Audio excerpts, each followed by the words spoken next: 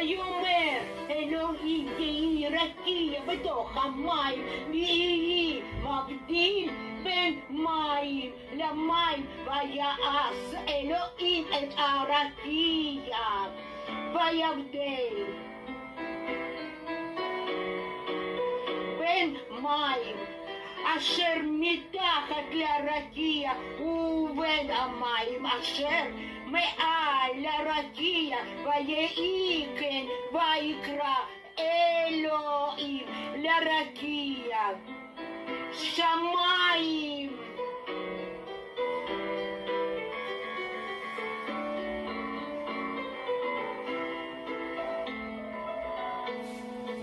ויהי ערב, ויהי בוקר, יום שני.